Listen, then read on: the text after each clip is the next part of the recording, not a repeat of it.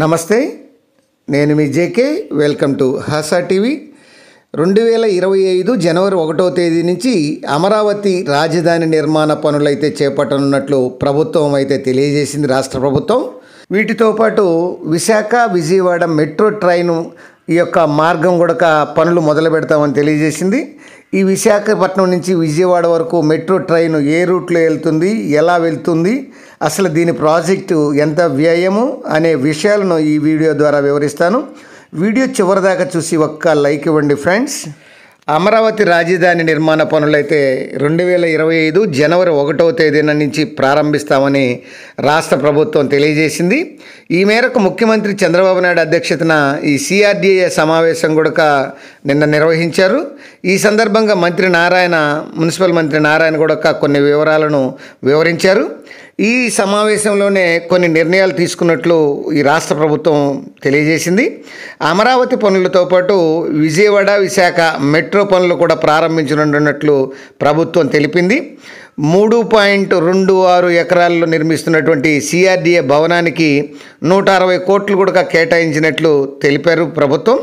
పూర్తయిన అనంతరం సిఆర్డీఏ మరియు ఏడీసీతో పాటు మున్సిపల్ పరిపాలనకు సంబంధించినటువంటి అన్ని కార్యాలయాలను ఇక్కడ తరలిస్తామని అయితే తెలియజేశారు.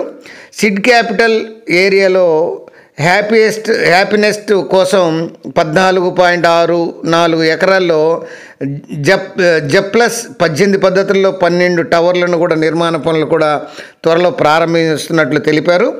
గతంలో దీనికోసం 714 కోట్లు ఖర్చు అవుతాయని ఒక అంచనా వ్యయం కూడా డిపిఆర్ రిపోర్ట్ను కూడా తయారు చేశారు. ప్రస్తుతం 950 కోట్లకు చేరిందని అయితే పేర్కొన్నారు. రాజధాని రైతులకు ఇవ్వాల్సినటువంటి వార్షిక ఈ యొక్క కౌలును కూడా సెప్టెంబర్ 15 లోపు వారి ఖాతాల్లో జమ చేస్తామని తెలియజేయడం అయితే జరిగింది.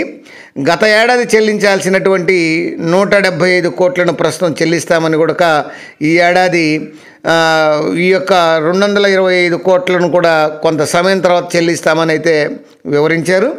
ఇక ఈ విజయవాడ విశాఖపట్నం మెట్రో రైలు విషయం, ఫస్ట్ విజయవాడ ఎట్లా పోతుంది, విశాఖపట్నంలో ఎట్లా ఏ రూట్లో వెళ్తుంది అనే విషయాలు వివరిస్తాను.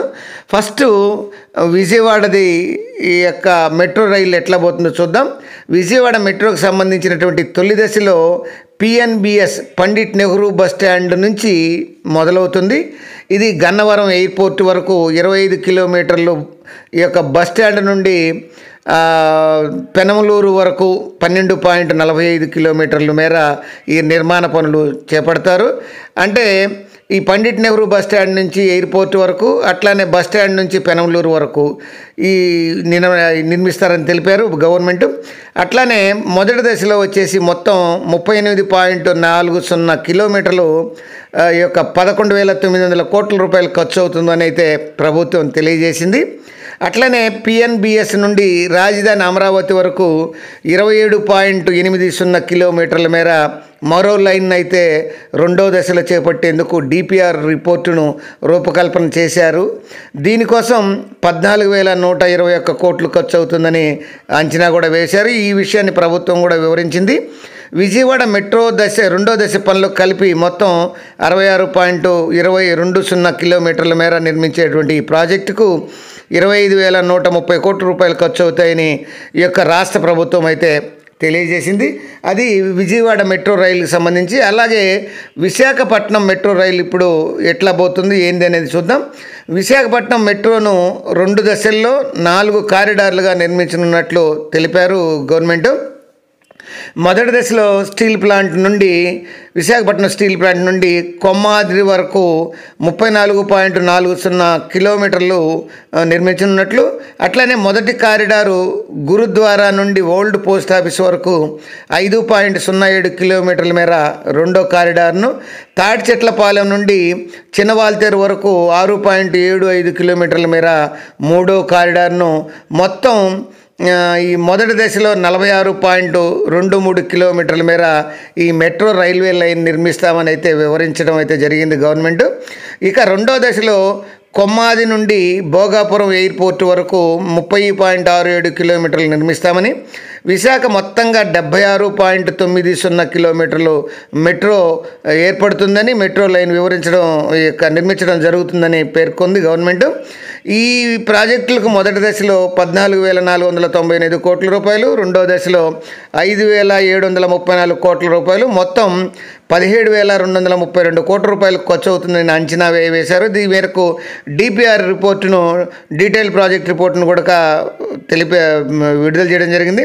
మెట్రోకు సంబంధించినటువంటి కేంద్రం వద్ద 4 రకాల ప్రతిపాదనలు ఉన్నాయని, విభజన చట్టం ప్రకారం మెట్రో నిర్మించాల్సిన బాధ్యత కేంద్ర ప్రభుత్వాన్ని ఈ మేరకు ప్రభుత్వం కూడా వివరించింది. విజయవాడకు ఇప్పటికిప్పుడు మెట్రో అవసరం లేకపోయినా రాబోయే 10 ఏళ్లలో పెరిగేటువంటి జనాభాను దృష్టిలో పెట్టుకొని మెట్రో అనేది చాలా అవసరమని నిర్ణయించి ఈ యొక్క ప్రాతిపాదికను చేపట్టినట్లు ప్రభుత్వం వివరించింది. ట్రాఫిక్ కంట్రోల్ కోసం ప్రపంచం మొత్తం మెట్రో రైలుపై ఆధారపడాల్సినటువంటి పరిస్థితులు ఏర్పడినాయి.